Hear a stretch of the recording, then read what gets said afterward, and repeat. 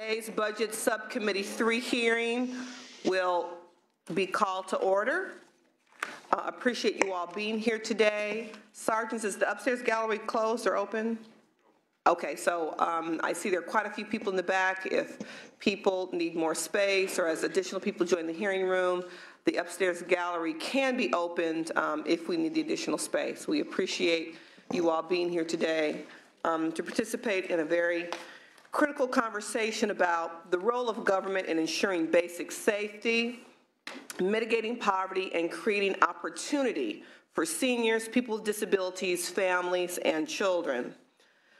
When the governor released his budget in January, he cited the history of government efforts to help families, including the federal war on poverty that celebrated its 50th anniversary this year. He also identified poverty and inequality as a global problem. What his budget did not do specifically is identify a specific strategy to mitigate those issues. There are a few new investments to focus really on reducing poverty in the state of California. I believe leadership is needed, which begins with the proposition that we begin the rescue of families from want by committing to leave fewer of California's children in poverty over the next 5 years. My personal legislative goal this session is to begin the conversation and take action to reduce child poverty and eliminate deep poverty among children in our state. So as we listen to today's proposals, my lens will be focus on the question, how do these programs that the state currently operates alleviate poverty and provide opportunity for all of California's vulnerable populations? I think it's an important question that we must ask ourselves as policymakers, and in particular with regard to today's agenda, where we'll be focusing on the State Department of Social Services and a number of critical programs that the department operates: Adult Protective Services, SSI, SSP, in-home supportive services, and CalWorks. With that, Senator Stone, do you have any opening comments you'd like to make? Thank you, Madam Chair. First of all, it's an honor to serve with you on this committee on this very important issue. In my prior office and on the Board of Supervisors in Riverside County, I was heavily involved in community action, which was to raise awareness to poverty and to bring people out of poverty through good, effective programming. And so I look forward to working with you, and I'm delighted to see so many people here today. I look forward to the testimony, and my focus is going to be that we have a lot of children in the state of California that live in poverty by no fault of their own. But 25% of the kids live in poverty in the state of California, which I think is unacceptable. And so we need to make sure that we have programs that can lift people out of poverty through educational programs, giving them the appropriate funding to help them help themselves. And so I look forward to participating in programs that will accomplish these goals so that we can combat poverty here in the state of California. And I believe that there is a will, and I believe that there's leadership, and I believe there's dedicated advocates of eliminating poverty in the state, which is demonstrative by all the wonderful people that are here today. I welcome you being here, and I look forward to your testimony. Thank you very much, Senator Stone. Appreciate that. We'll go ahead and get started. We'll be joined shortly by our third member of our committee, Senator Manning. We'll go ahead and get started with the first presentation under item 4185, the California Senior Legislature. We're going to talk about successor fund designation in the trailer bill. Thank you, Madam Chair. John Silva with the Department of Finance. In an effort to be brief, I was hoping I could just move into the trailer bill language. Please do. And the need for it. In 2014, the California Senior Legislature Fund was established because their previous fund, the California Fund for Senior Citizens, had fallen off the tax checkoff return. It was a voluntary contribution. The reason it fell off is it didn't meet the $250,000 threshold. So the California Senior Legislature Fund was established to replace it.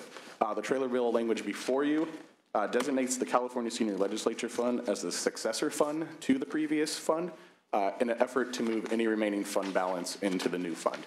So as of early March, there was approximately $343,000 in the previous fund. Any questions, Senator Stone? Comments? Please. Thank you.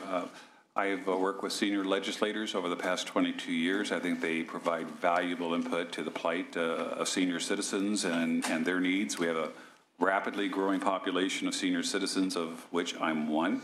They say that, 10,000 people, 10,000 baby boomers are becoming senior citizens every single day, and this provides the voice that we need to hear from those that are dealing with state, federal, local issues on how we can help them with the senior issues that are very important. And with that, I'll make the motion. Excellent. Before we do that, let's see if we have any public comment on the trailer bill. Any public comment? And so it's recommendation that the trailer bill language is accepted, and it will so be. Thank you very much. Thank you. Appreciate it. Thank you for your testimony.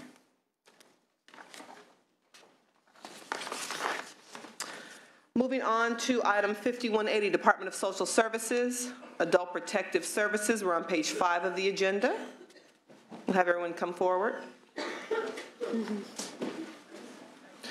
I'd like to welcome once again Director Lightbourne to the committee. Thank you. Members of your staff, finance, and LAO.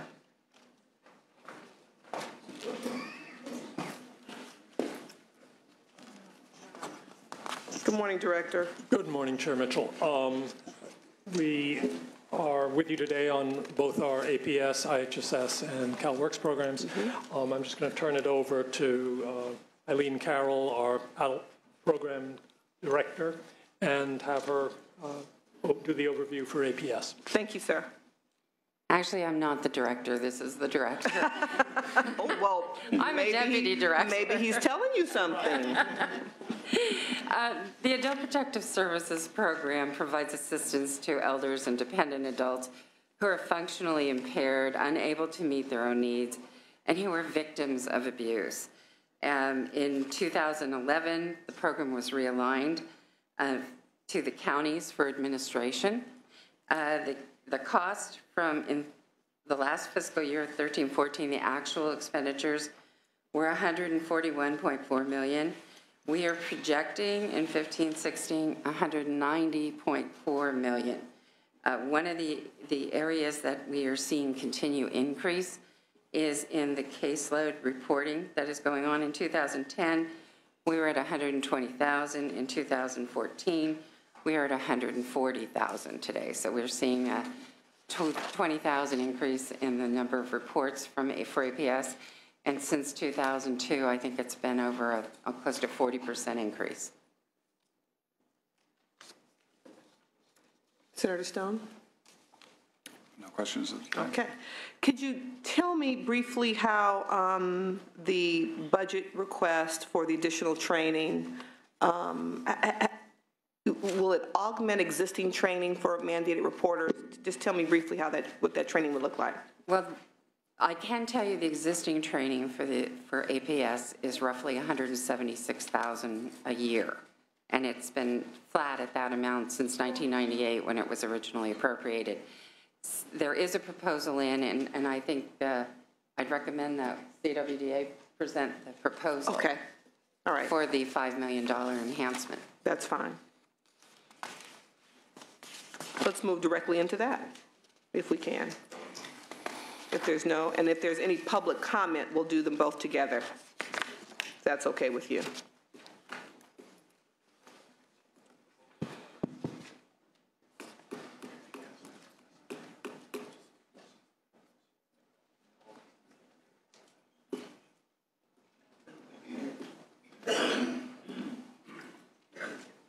I'm sorry, I got ahead of myself. We'll go ahead and hear your presentation on the augmentation request. Thank you.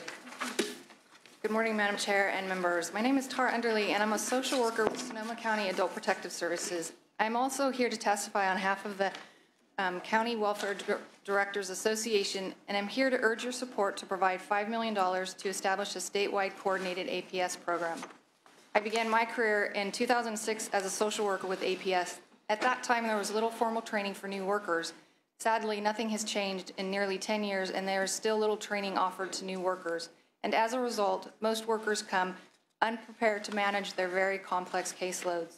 As an APS social worker, I am on the front line investigating incidences of abuse and neglect committed against elders and dependent adults. APS social workers broker services that will allow victims to age safely, with dignity, and in their own homes and communities. And we do this in partnership with our local law enforcement and other community programs serving aging and disabled populations.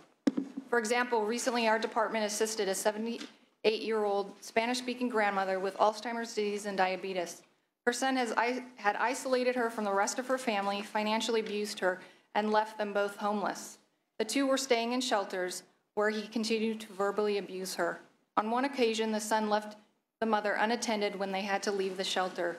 And because of her Alzheimer's, she wandered off, became disoriented, and was unable to find her way back. Police were called and APS became involved. Fortunately, the APS social worker and police officer involved in this case had gone through a specialized elder abuse training last year, which was offered only on a limited basis through the federal grant program under the Office of Violence Against Women. Because the social worker and the officer took it upon themselves to enroll in this training, they both had the skill set and knowledge to collaborate with one another on this case, making it possible to reunite the woman with the rest of her family, where she is now safe and living comfortably.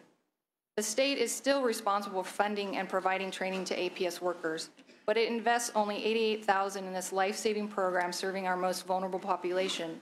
Yet APS social workers investigate cases with highly complex issues such as client capacity, undue influence, financial abuse, medical conditions, and family dynamics.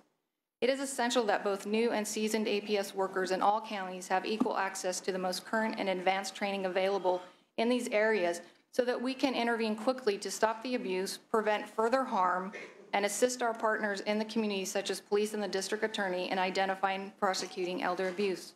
Our community depends on us to work with them, and they look to APS to hold expert knowledge in the complex area of elder and dependent adult abuse and neglect. This proposal would ensure that all new social workers and supervisors have the skill set and knowledge to protect and serve elder and disabled victims of abuse, neglect, and exploitation. Please support the $5 million request by California Commission on Aging, California Elder Justice Coalition, and the CWDA. Thank you. Thank you. Thank you very much. Does LAO have any comment on the overview provided by the Deputy Director? No further comments. Okay, Finance, any comments?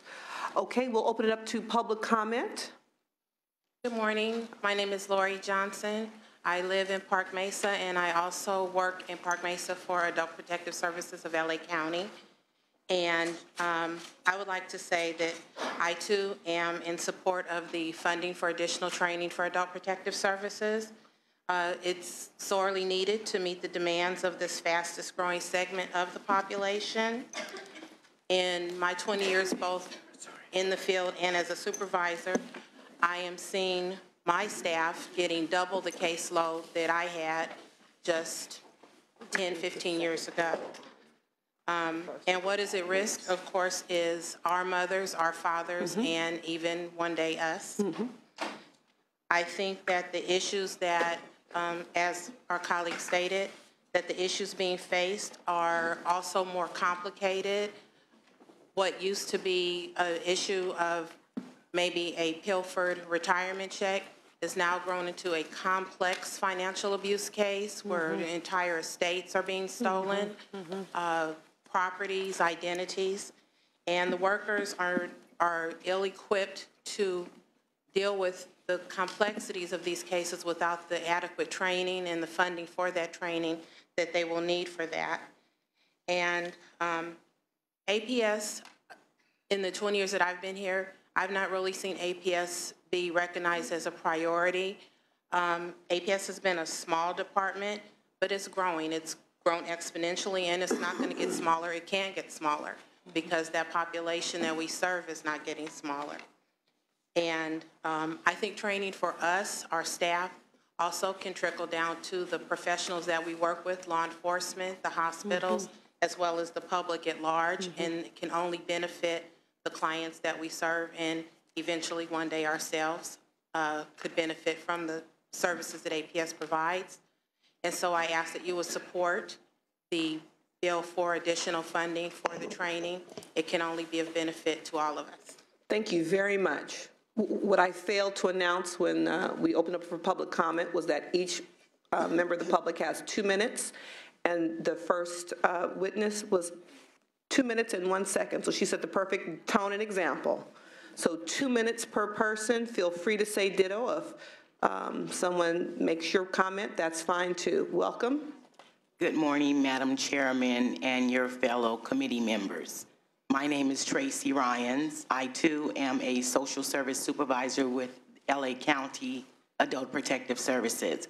I am also a field social worker for the past 10 years. I'm here this morning to let you all know that this is a crucial situation that we have. Our caseloads have grown immensely. Our elders are in need of adequate and great service. We are not able to provide the services that our elders need without the adequate training. The turnaround for our social workers leaving the LA County sector is becoming vast because they are vulnerable, they are not trained enough, and we need staffing in the field, and we need training so that we can keep these social workers. I urge you to help us get this passed through, because our seniors need you, our social workers need you, and our communities need you. Thank you. Thank you very much. Next witness, please. Libby Sanchez on behalf of Labor's Local 777 and 792, representing workers in adult protective services. As the previous witnesses mentioned, you know, it's imperative that additional funding be provided for this level of training. Not only, as Deputy Director Carroll mentioned, has there been a dramatic increase to caseload, but there's also been expansion of the types of abuse that we're seeing our elders suffer. And it's absolutely necessary that this additional funding be provided for training. Thank you. Thank you. Next witness. Good morning, Madam Chair and members. My name is Farah McDade-Tink from the California State Association of Counties. I'm here in strong support of this modest proposal for APS training. APS was realigned to the counties in 2011, but the training function was retained at the state level because everybody felt that the state had the expertise and the resources to help provide training for this program. Our modest proposal would provide some additional training. We did make some progress last year with the single position, and we appreciate that.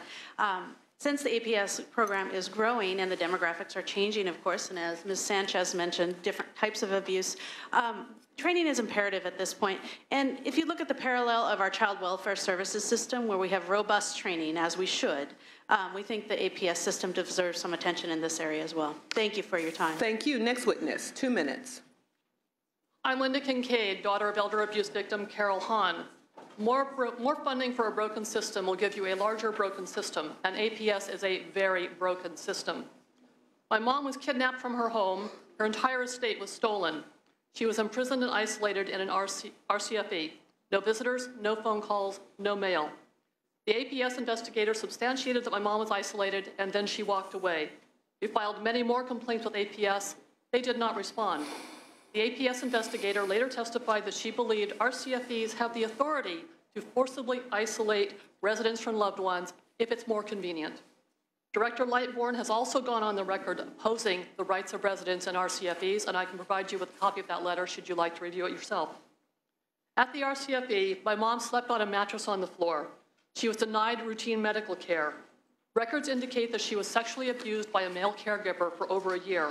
When my mom fought and screamed, the RCFE administered chemical restraint to silence her cries for help. Had APS responded, my mom might have been spared the horrors she suffered the last years of her life. My mom's story is not the only one. There are similar stories throughout California, similar families with stories like I have to tell about my mom. Any funding to APS must require training on elder abuse as a crime.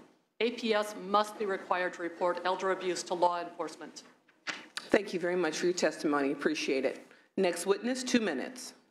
Rebecca Gonzalez with the National Association of Social Workers California chapter, also here in support of the funding for training in this long neglected area of the budget. I also wanted to point out that APS does not have jurisdiction over RCFEs.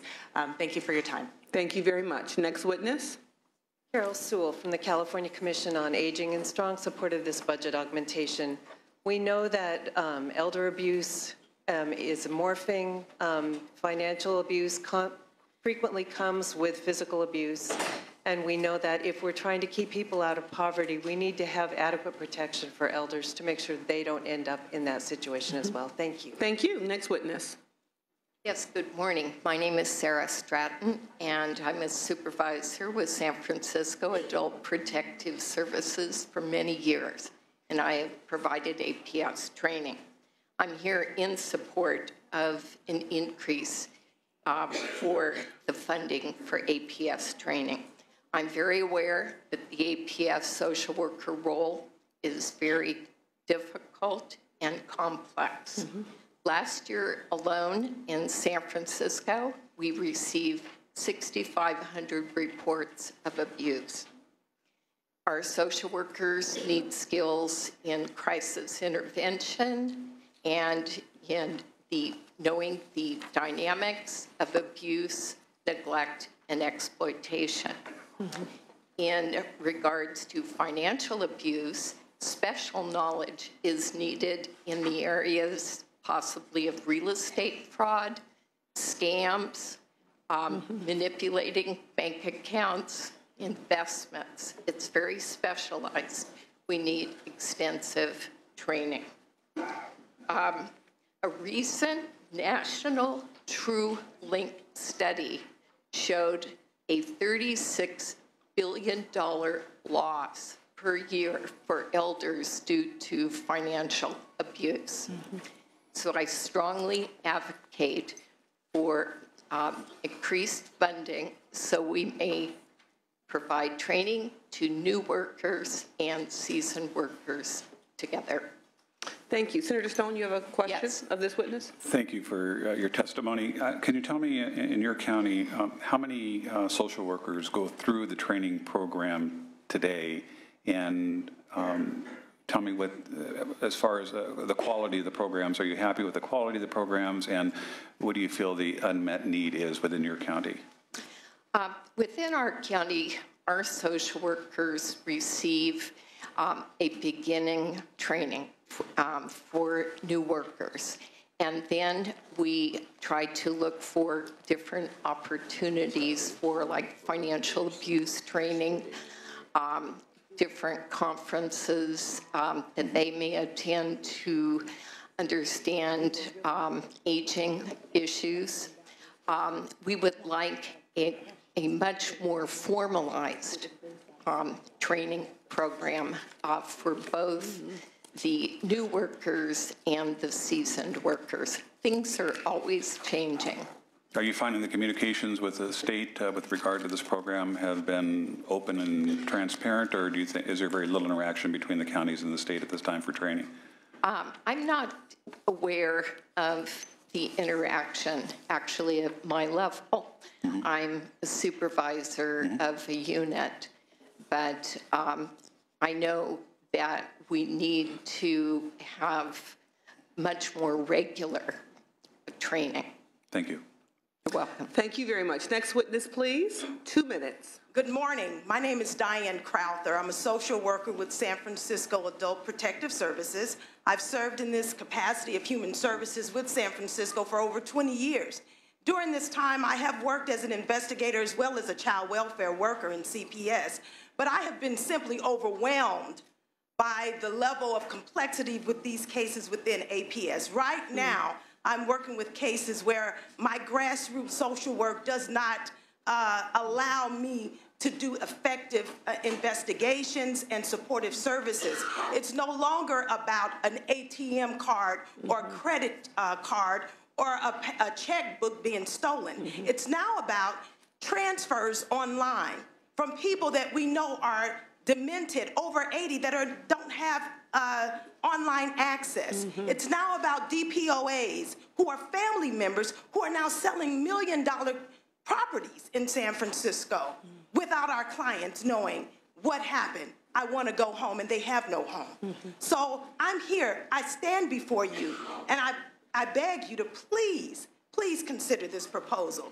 It's imperative for us to be effective at what we do. It's complex, and oftentimes we leave at the end of our workday feeling like we just can't solve these problems. They're much larger than us. Thank you. Thank you. Thank you for your time. Next witness. Good morning. My name is Heidi Richardson with Sacramento County Adult Protective Services, where I've held 4 positions in the last 15 years. I'd like to read an excerpt from the State APS Policy and Procedure Manual. When a report of known or suspected abuse or neglect of an elder or dependent adult is determined to be within the jurisdiction of the Adult Protective Services Agency, the Adult Protective Services worker shall investigate all incidents of known or suspected abuse or neglect of an elder or dependent adult when a violation of the Penal Code has been alleged.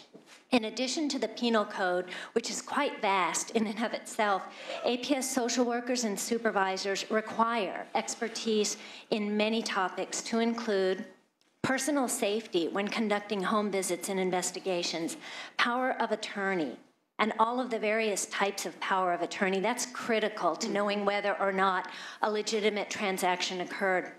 Undue influence, mental capacity or mental incapacity, trusts, the entire Elder and Dependent Adult Civil Protection Act, the Probate Code, probate conservatorship of person, probate conservatorship of estate, LPS conservatorship, limited conservatorship, dementia, and all of the various forms of dementia, delirium, which can be a medical emergency. Knowing how to distinguish something like that from dementia is critical and can save a life. Intellectual disabilities, mental illness, hoarding, medical conditions, and that's not even starting on financial abuse, which includes mortgage fraud, investment fraud, scams of all varieties. We have suspects in Estonia now. Who knew? That's, you know, elder financial abuse, the suspects are international now. Unlicensed contractor fraud, unsuitable annuity sales, and that's leaving out the #1 source of financial abuse of family members. Thank you very much. Thank you very much for sharing the list with us. Next witness, 2 minutes. Nicole Ortelman on behalf of the Alameda County Board of Supervisors and Ventura County Board of Supervisors in support of the $5 million infusion into the APS training program. It's much needed for our growing elderly population. Thank you so much. Next witness. Hello, my friend. Hey, Miss Mitchell, how are you? I'm well. Members of the committee, I'll do my best here. For those of you who don't know me, Rick Hodgkins, I'm a member of Capital People First, which is run by and for people with developmental disabilities. I'm also a member of the Peer Advocacy Connection Committee of the Supported Life Institute. I'm also a member of the Department of Developmental Services Consumer Advisory Committee for Alpine, Colusa, El Dorado, Nevada, Placer, Sacramento, Sierra, Sutter, Yolo, and Yuba counties. So I share counties with both senators and assembly members. Only 2 people mentioned disabilities. So someone up at the dais mentioned people with disabilities, and 2 witnesses before me, one of them mentioned people with disabilities. But still, I thought I should get up and speak. Yours truly was a victim of identity fraud. In fact, a year before you were elected to the assembly, I was a victim of identity fraud by another developmentally disabled gentleman. Again, my name is Rick Hodgkins, and if anyone has any questions, feel free to ask them. Thank you, sir. Appreciate you. Next witness, 2 minutes, please. Deborah Doctor, Disability Rights California. I'm speaking in strong support of this on behalf of people with disabilities, including seniors with disabilities. If we're to give ourselves any comfort that we're doing the right thing by seniors and people with disabilities, this training money, which is so minuscule, is a key to it. And I just want to say on a personal level, I was a social worker in a previous life many, many years ago. And I went exclusively to the houses of people who had disabilities or were seniors. And I saw stuff that you would not believe happens in all kinds of households. And I didn't know what the hell I was doing, truthfully. These folks do some of the hardest jobs in the state, and they deserve to have the training that makes them feel that they are competent to do those jobs that we value so much. Thank you. Thank you. Appreciate it.